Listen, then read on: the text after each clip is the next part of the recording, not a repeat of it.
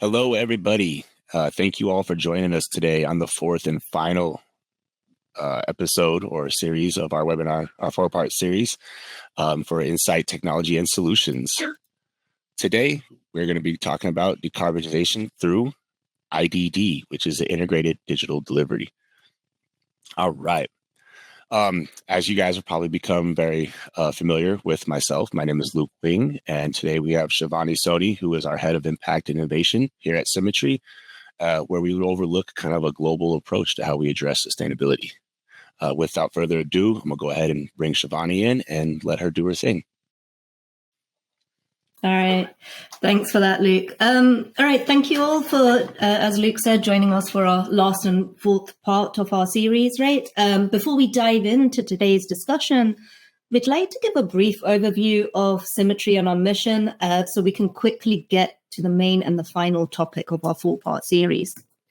So at Symetri, we are dedicated to driving sustainability in the industry, and we focus on decarbonization through our technology and expert consulting solution, helping customers to reduce their environmental footprint and meet their sustainability goals.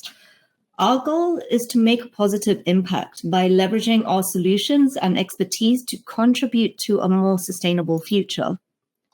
And to be honest, it's not too hard to find the reasonings why. Why do we focus so heavily on sustainability? Well, climate change is causing widespread global negative impact. And with more frequent waves, heat waves, droughts, wildfires, storms, these extreme weather events affects our communities, ecosystems, and our food security. And they're leading to a biodiversity loss and forcing some people to relocate due to the rising sea levels. And for all of us working in the built environment, well, these challenges actually directly impact how we plan, design, and build. The urgency is clear. The action is needed now. And when we look within the construction industry, well, the construction industry plays a huge role in the global carbon emission and resource consumption. Sustainable construction is about minimizing this environmental impact. By using recycled materials, energy-efficient methods, and reducing waste, we can lower our emissions and create better outcomes for our projects. And it's also important to address that embodied carbon is about 11% of the global emission tied to materials and building processes. And with that, our commitment to sustainability is reflected through our actions. Through collaboration with our partners such as Autodesk and One-Click LCA, we are working towards to bring more meaningful change to the industry. Our key initiatives such as Naviate Zero, which is powered by One-Click LCA, it enables users to assess carbon impact early in the design process.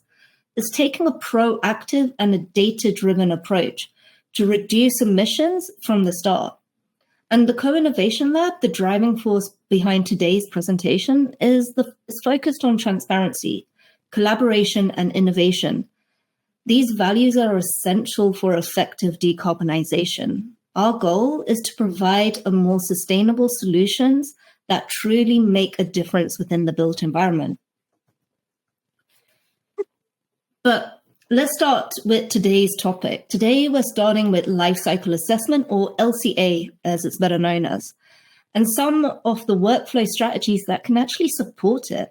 LCA helps us to understand the environmental impact and our design choices, right from materials extraction through to construction and beyond.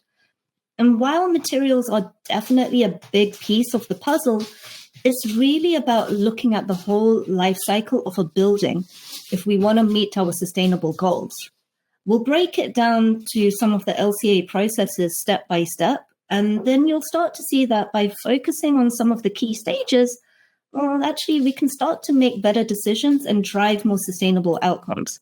So let's start with the basics, and then we're going to go from there, right? So you would have heard, if you joined some of our previous session where Luke had touched onto this, but if we start and we look into the life cycle stages of LCA, starting with A1 to A3, which focuses on material extraction, transportation, and production, these are areas where designers have the most influence. The materials is where we can specify and steer the project towards a more sustainable choices. And then when we move on to A4 and A5, these stages actually start to cover transport of materials to site and how they are assembled. At this point, the contractors can take lead. They're tracking the logistics and the assembly. And after that, stage B, it starts looking onto the ongoing maintenance of our buildings, or of the use of the building, In the early design stages, we often rely on industry averages or assumptions, as detailed data isn't always available yet. Rather than getting lost in the finer details, the key focus is to focus on the decisions that can have the most significant impact. So the LCA process is broken down into two main parts. You've got the inventory and then impact. And the standard approach used in the industry to figure out our building's environmental footprint. When we talk about inventory, we're talking really about just gathering data on material and processes being used on a project. This info typically comes from BIM models, material schedules, and specifications. So it matches what you actually planned in the design. Then when we move on to impact, this is where we can take that data and start to calculate the environmental efforts, mostly carbon emissions. We're using tools such as EPDs and LCA softwares. And it's also a common method across the industry to help us measure and compare the environmental impacts of different design choices.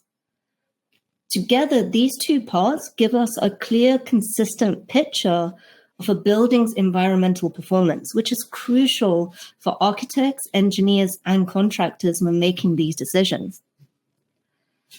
And often, LCA is actually done in two levels, right? You've got the building level and the material level.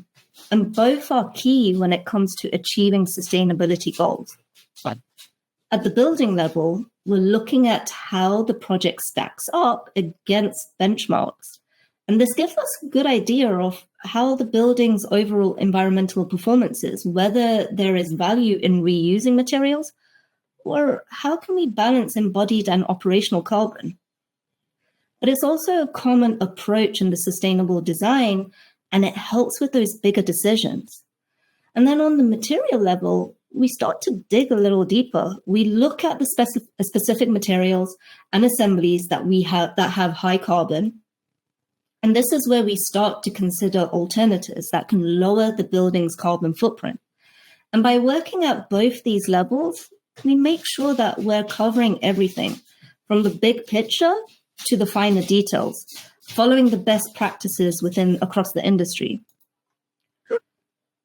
And one thing that we often hear, that we often find that it trips a lot of people up in the early stages, is that LCA is deciding between different calculation methods, like CML or Tracy. But at this early stage, it's important to remember that the main goal is to make quick and high-level comparisons with global warming potential as the baseline. Both CML and Tracy can calculate the GWP. And while they differ in how they measure things like ozone layer damage or the impact on soil and water, the key focus for early decisions should be on the global warming potential. But the good news is that the consistent data that we get from EPDs makes these comparisons much more easier. So when we think about the early design stages, well, actually it's quite common for architects and designers to just focus on the global warming potential average. This gives us a quick and a clear way to assess the carbon footprint of materials, allowing for easy comparisons and making sure that we're helping to make sure that we're on the right track towards sustainability. So the project progresses. And using global warming potential early on helps us to move quickly while still making sustainable choices. But then as the project moves into detailed design stage, we start looking beyond the GWP.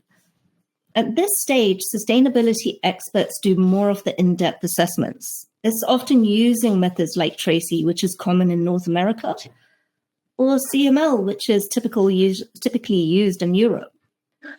These methods cover a wider range of environmental impacts, not just the global warming potential, but they also help to ensure that the design meets various environmental standards, including factors like how it affects air quality or human health.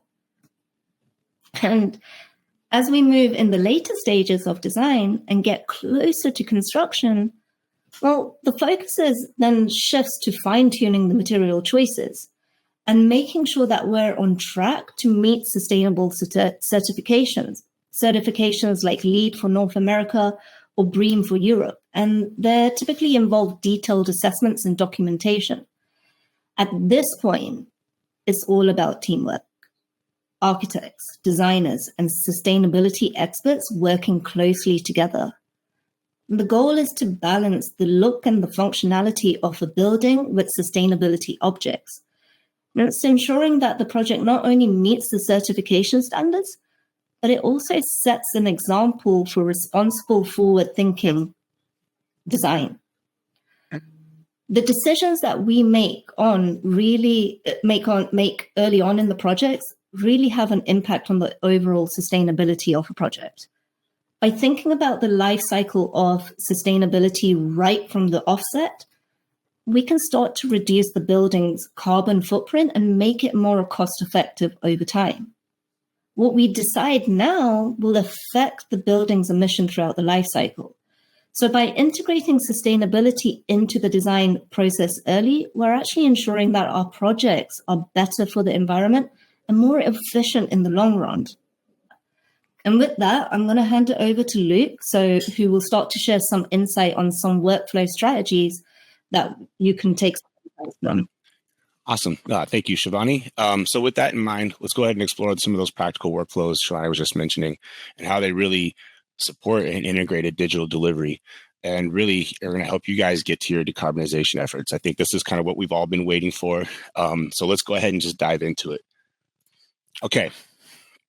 Well, I guess before diving into any project or the strategy for you guys, we believe the most important step is discovery.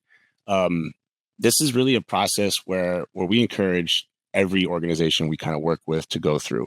It's really about understanding where you currently stand in terms of sustainability, decarbonization, and it's self-awareness, right? We all need to be self-aware. So during this stage, self-awareness is key. It's really about having that clear picture for what your current strategies and your goals are. So we often start by asking questions like, hey, what is your guys' vision? When it comes to sustainability, what do you want to do, right? What are your goals? How are you currently approaching your environmental strategies? What collaboration for what does it look like when we collaborate for sustainability, within your team or with internal stakeholders? Or even most importantly, what are your goals for carbon emissions and sustainability? Is there demand? Who's driving this? And how do you align with these initiatives and targets? So we have to really take a good look in the mirror, like Michael Jackson, a man in the mirror or woman in the mirror. But benefits of self-awareness, right? We have to address these questions. The aim is really not just to gather random data. It does no good, right? But it's really to help you see the big picture and ensure that every effort or decision we make or initiative we go with, whether it's decarbonization, net zero, or just BIM standards, it needs to be aligned with your long-term vision of your organization, right? So let's break this down. Vision is going to give you direction. It's the guiding light for your sustainability efforts, right? Your strategy is going to outline the approach and how you're going to get to that vision. Your goals and objectives are going to keep your efforts really focused and measurable, right? You need to have measurable goals. I think we've all heard of SMART goals. And then finally, how are you going to do this? You have to measure it. So often through tools like LCA, like one-click LCA or any of the other LCA tools you come across, they ensure that you're tracking this progress really in a meaningful way and doing impact, right? So what does this all come down to? It's successful implementation, right? The discovery process helps lay a solid foundation for your successful implementation, right? It ensures that your sustainability journey is not only isolated efforts, but it's really a coherent and a scalable strategy, most importantly, right? With clear goals that align with the broader organizational objectives. And it's not just sitting on a desk collecting dust. It's actually going to be utilized. All right. So I'm sure you guys all recognize this cycle of iterations and how the design process works, right? You guys work on a model, you do all kinds of, tweaking and modeling, and then you have to send it off to be analyzed. By the time that team gets it, they digest it, get you some information back. I think that project's moved on by 2 weeks, and some of that data you get back is no longer relevant. So instead, we want to go ahead and erase that iteration phase. You want to be able to make these design decisions as you go. So that's the whole point here, is be informed using data, the I and BIM, to make better decisions on the go. Let's move into the 21st century and let's start leveraging our data and go away from these old school hand drafting kind of mentalities.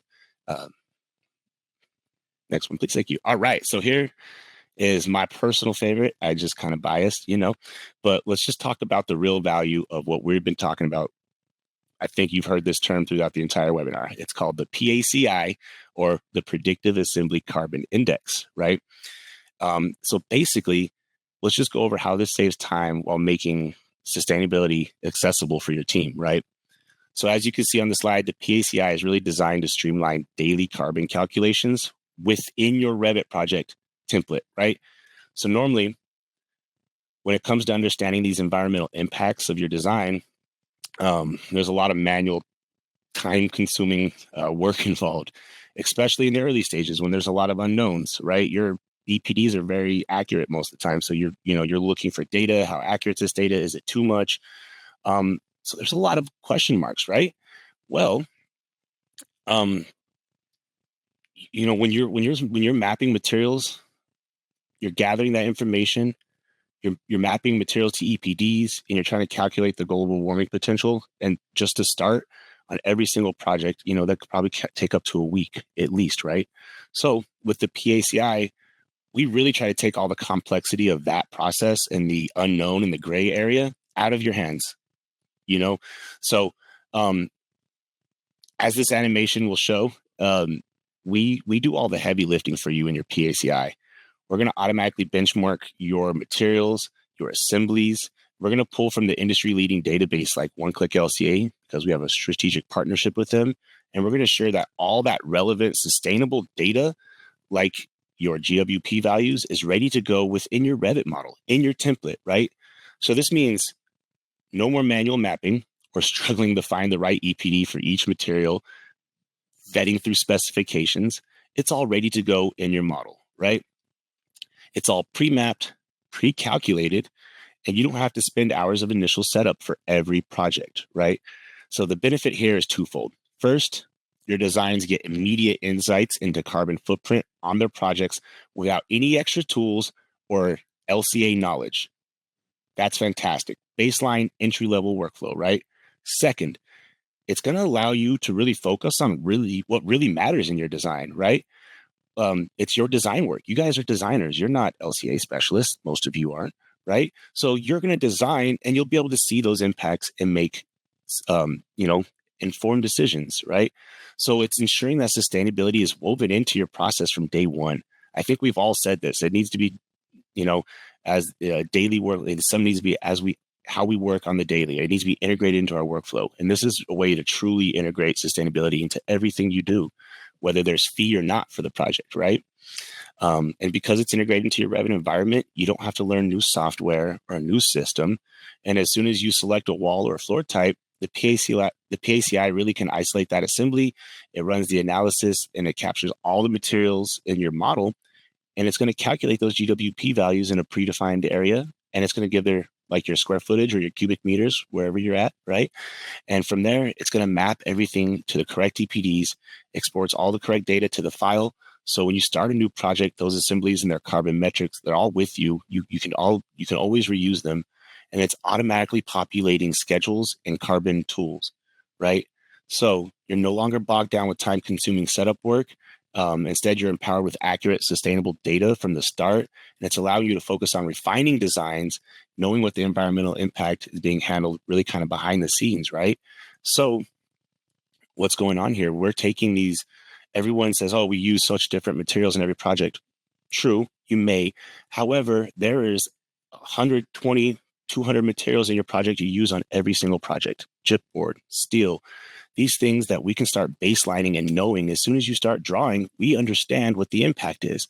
Now, granted, you want to do facade analysis. Well, let's baseline your first three, and then we can do progressive designs where we look at that same buildup just with a different, maybe it's thin brick versus thick brick, or maybe it's a Core-10 rain screen. But you can understand the impacts of your carbon as well as your design decisions and understand, start getting a clear picture of that.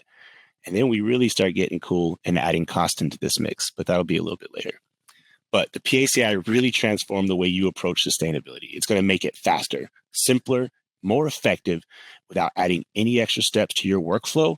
And every project, whether you're bidding or you're going for that, that RFP, or you're just talking to the client, you can be like, hey, if you want this brick facade, we're expecting that's going to be a huge impact on our global warming potential, if carbon's a goal. So it just allows you to open those avenues and start that conversation earlier.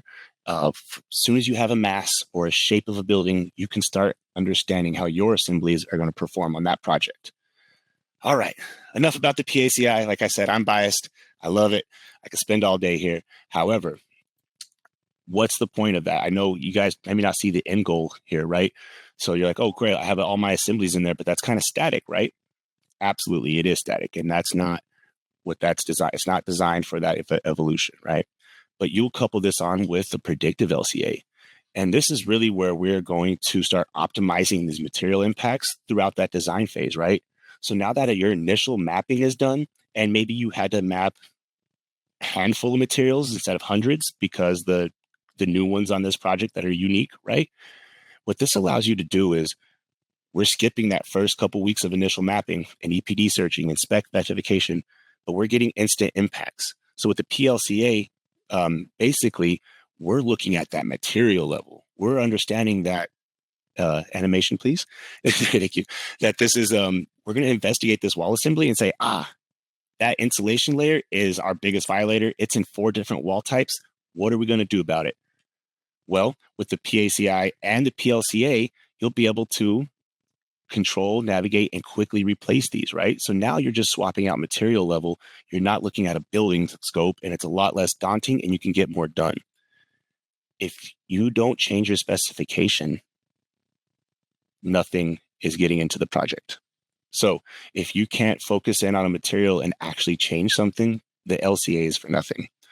So that's really what the PLCA is all about. It takes that deeper dive into evaluating and optimizing those really choices that we refine in our designs.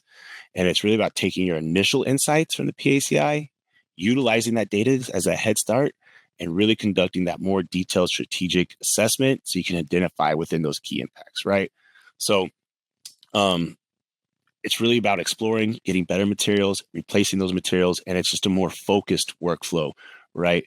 It's understanding impacts. It's a high-level LCA, and it's about starting aligning and tracking these changes so we can actually get something done. So the predictive LCA processes leverages tools like Navigate Zero or One-Click LCA, but it really is to provide that deeper insight, allowing for the strategic decisions that refine material choices and help you optimize your sustainability goals throughout the design, right?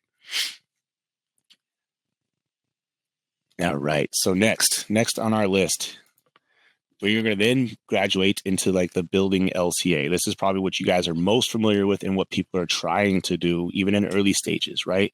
But it's about understanding how this all fits together. This is the more detailed analysis. And what we have to understand is that those first 2 workflows we're talking about, those are like design models. Basis of design models, right? We're exploring, we're using that data to make decisions where they aren't accurate. We're not going to report those, right? Those are for us to understand. But we often work with a team or an accredited professional or a contractor to get these certified and reported, right? And that's when you need to leverage a tool like One-Click LCA. So using the data that we built on, because we built everything off of One-Click LCA, your data is going to transfer into One-Click LCA, so you have 0 data loss. And that's going to allow you to work with your stakeholders, your accredited professionals, or even with your internal sustainability team, right? So by leveraging those insights we gained from the LCA, we now move on to that final, more comprehensive phase where it's like the full building LCA and it's coupled with One-Click. And we're talking about, kind of developing an as-built here, right? And we're looking at from cradle to grave. And this comprehensive approach really considers everything from material extraction, manufacturing, construction, site operations, right? The maintenance of this building. And then what happens to these pieces when we demolish them, or we remove them and reuse them, right? And so it helps you start understanding those plans and guidance so you can start even making post-life documents, right? And so using one-click LCA, you're really able to perform those comprehensive evaluations at this level when you need to, right? There's no early in the design, this is too much information and it's going to overload your team and you're going to spin your wheels and you won't get anything done. So it's really important to understand when and how each of these come into play and when you should leverage them, right? So value and impact for you guys, right? This is a holistic environmental assessment. This is the full bang, right? Full building LCA provides the complete picture of your building's impact, and it's going to enable stakeholders to interact, work together, and really gives them a full picture to make decisions on the overall footprint, right? And this is probably coming in later in the design stages, like when you have specs that are driving these things, right? Now, it's also going to help with collaboration and alignment. This phase promotes collaboration through all the parties, from the owner to the people of the community that you're building in, right? And so that's what's really important. It gets you out there. You look, not to say you look like you're caring, you do care, but it shows people you're caring. You're putting your money where your mouth is. A lot of people do the talking. Not very many people want to put the money up, right? Oh, we do sustainability. We love sustainability. Oh, nice. Oh, one click costs how much? Never mind. So guys, it's time to really start buckling down and doing this, right? So in essence, the full building LCA is really supported by tools like Navigate Zero, our PACI, and one-click LCA because it's that gradual process and it builds up. Because the issue we're trying to solve here, and next slide, please, is how really these solutions fit into the project stages, right? At conceptual and schematic design versus design development, first when you're in construction or operations, or even when you're transitioning to the owner, right? So it's really important to understand that the PACI is really great and a good player for the early design stages when you're kind of understanding the massing versus your typicals, and you may be adding some others to that. But then in order to refine that analysis and add those unique elements, you'll need something to be able to benchmark an LCA. So you will need a tool, right? And Navigate Zero is the simple, easy option. It integrates into Revit and it's made for the designer. And it's really meant to work along with that PACI and the assemblies in there and be able to create those assemblies, right? And then if you need to do the accreditation aspect, then all that data transfers into one click. If you don't need to go into that aspect, you can still get a validated GWP product from Navigate Zero or even the PACI that satisfies most of these reporting credentials, because at the end of the day, they want you just to run one. Please run an LCA and give me a bit baseline. That's one point. So leads probably a lot less specific or thorough in their wording than you guys across the pond with Bream. But the point is that slow motion's better than no motion. You got to just do it. And we know that the earlier you do it in a project, the cost of changing these things is a lot less, right? Once people get their mindset, changing that mind is tough. And there's a budget that's tied to it, right? So your opportunity of influence really drops. And oftentimes these things that we're trying to put into projects get value engineered out. Well, if we're considering these facts from day one, the less likely they are going to be value engineered out of the project, which oftentimes people see sustainability. It's a niche thing. It's a check mark, or maybe like, oh, it's expensive. But that's where we have to show them it's valuable and how it's going to save them money in the long run. Sustainability can be profitable. We have to show the clients how that's work. All right. And so I'll go ahead and show you just this kind of one last image on showing the addressing the LCA at those different stages. So we saw it through the project timeline. And what this is really just showing that this pyramid is really that layered approach to the LCA. It's going to show how all these different roles, these different tools, they all contribute to the project at different stages as we work together, right? So at the foundation, we have that PACI solution, right? Everybody can use it. Anybody who gets in Revit can draw a wall and reference a schedule. Oh, look, there's my GWP. It's for everybody, right? It helps evaluate the carbon footprint early on in the process and providing insights and helping you, guide your team with sustainability decisions where, a lot of tools use these really generic data sets, but the PSI is going to be tailored data set to your specifications. So it's going to give you a more accurate snapshot into your project, right? And when you move up to tier 2, that's when your specialized teams within the LCA, that maybe know some LCA, have some knowledge in the in-depth how to use it, right? They're going to build upon that data you're generated, and they're going to basically build out your organizational profile from the PACI. They're going to map EPDs to optimize material choices. They're going to make swaps, duplicate, rename, and you're going to expand your library and your material list, right? And you can start connecting it to your red list materials and all this other stuff. So we really start working in a connected workflow, considering all these metrics when we're making decisions, right?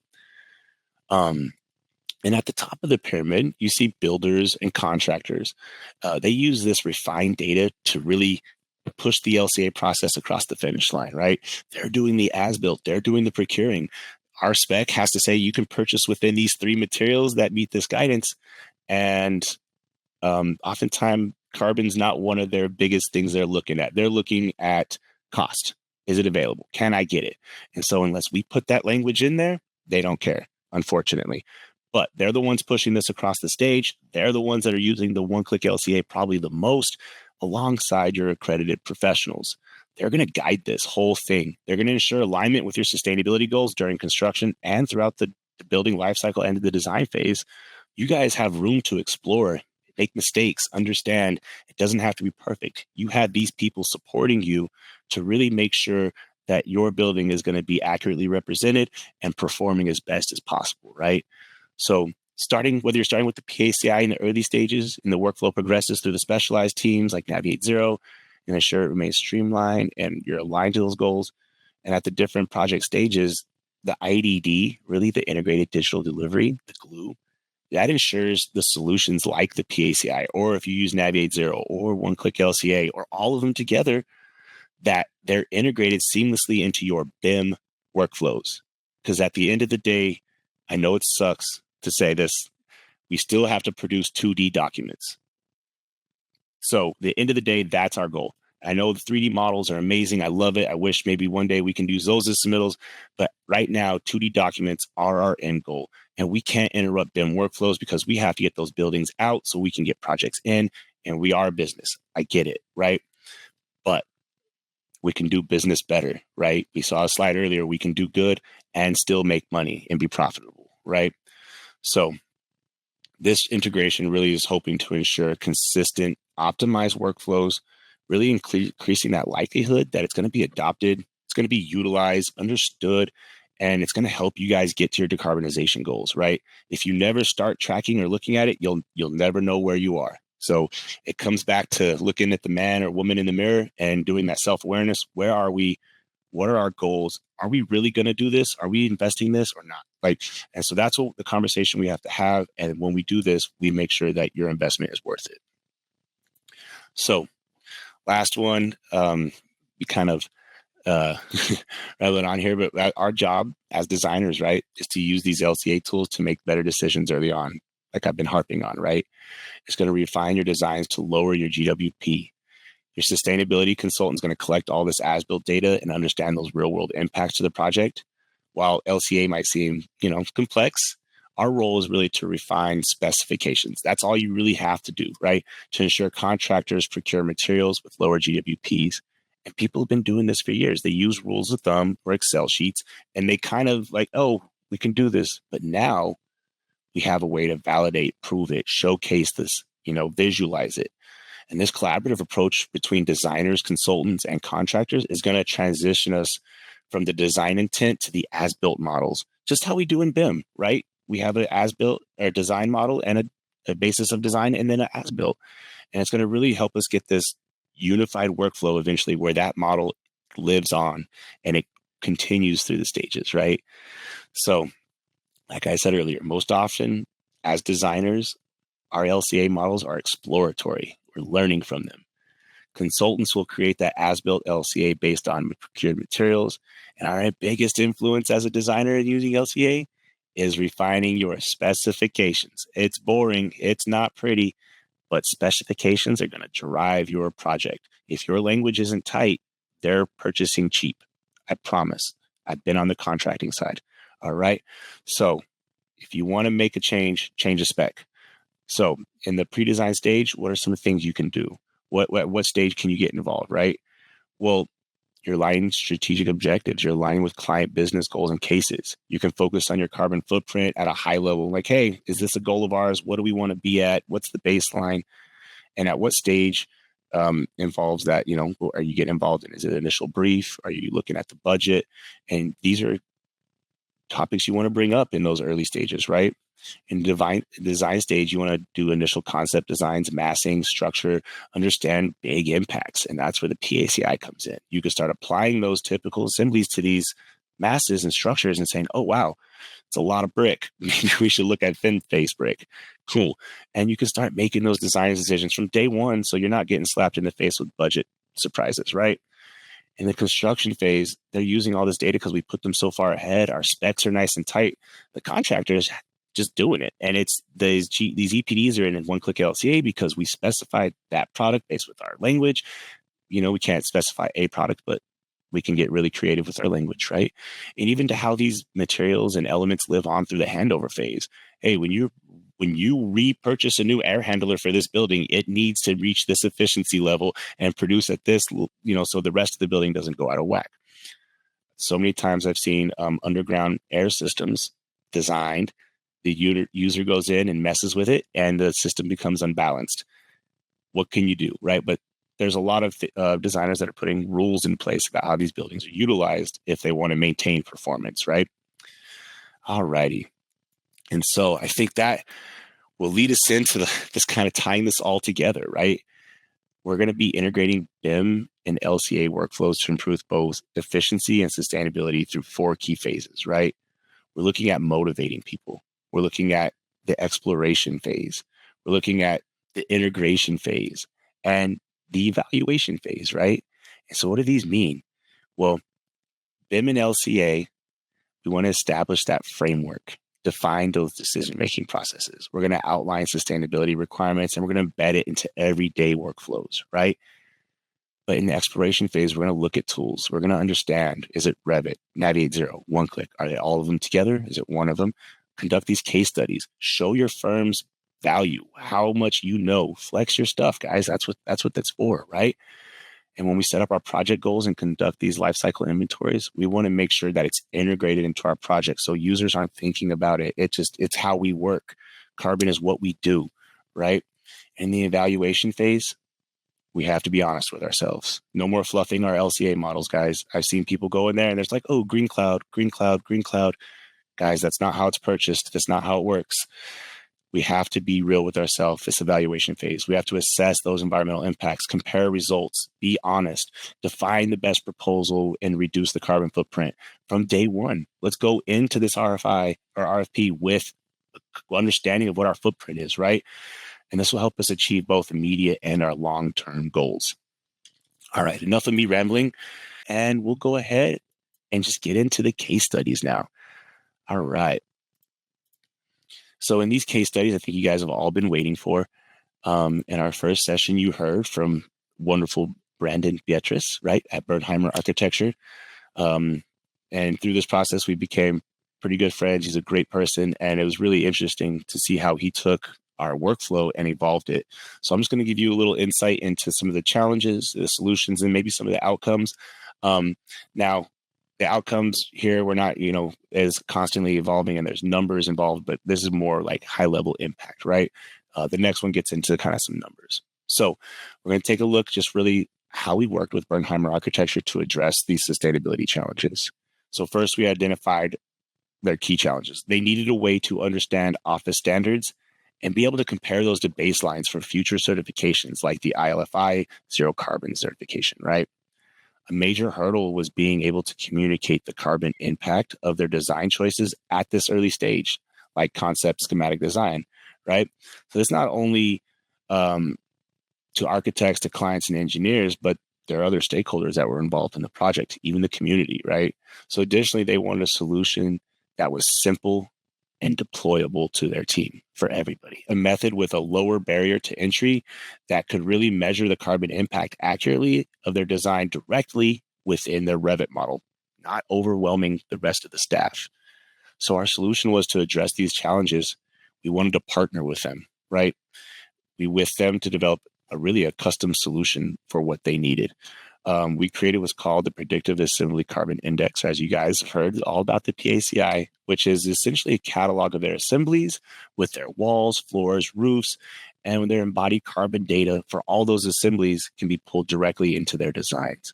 So when we integrated all these assemblies into their projects, it makes it easier for them to access without any additional work. And so finally, we set up some schedules in their model, and Brandon took this and evolved it and made 3D views that display the impacts. And within their Revit model, they can now automatically highlight assemblies with the highest embodied carbon values. And again, requiring no extra work from their design team. So as a result, Bernheimer Architecture has really achieved several important outcomes. They now have a platform of baseline embodied carbon assemblies as their staff can implement easily without any special knowledge or additional training. That's gold, right? No one has to be trained on it. It's just there. We provide a collection of the PACI data sets that can be modified and reused for unique conditions in the future projects. And that's offering the flexibility that he was looking for. So by simplifying the process, the firm saved significant amount of time and resources for both management and specialists. And instead of spending time evaluating assemblies in LCA software or materials, they can now focus on communicating and strategizing and ways to reduce carbon in other areas. So lastly, this solution is added high value to their projects and their proposals, and it really helps them stand out to their competition and their clients. So thank you again, Brandon. This was a wonderful, wonderful project. I really enjoyed working with you and your team. And I love to see how you've evolved the PACI and made it even better than what I could have ever imagined. So big shout out to you, Brandon, if you're still here. Now, this one's a fun one. This one is a little bit different. Not saying Brandon's wasn't fun, but this is just a different approach, right? You're learning challenging stuff every day. This one was from Mark, and Mark was with CPAC, right? And CPAC Modular really approaches their decarbonization efforts differently.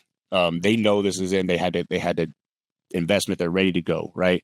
So CPAC Modular faced two main challenges here. First, they needed a way to validate their GWP reductions. They knew they had good materials and good selections, and specifically really in modular construction methods, comparing those against standard construction approaches, right? So this required a more precise and scalable approach, right? So second, they needed an adoptable and scalable process to measure and validate those carbon impacts through the various construction phases and really enabling accurate comparison over the entire life cycle of the project. So the solution was, again, taking something that we've done and tailoring that approach to them. So we created a modified kind of PACI workflow, but it's designed for the design build, right? And it's really leveraging one-click LCA customized to fit the modular needs. So we integrated Predictive Modular Carbon Index, or just another fun acronym I just made up, PMCI, right? To ensure that enhanced precision and scalability when you're measuring carbon impacts. So we implemented this flexible system that could adapt to the LCA process to fit modular workflows, improving both accuracy and efficiency. And these results, guys, are mind-blowing, right? We were able to validate and prove that in both terms of carbon reduction and process improvement, right? So CPAC Modular saw 74% reduction in carbon emissions from their structural assemblies compared to that of traditional construction. If that is not a selling point, I don't know what is. 74%, it's huge.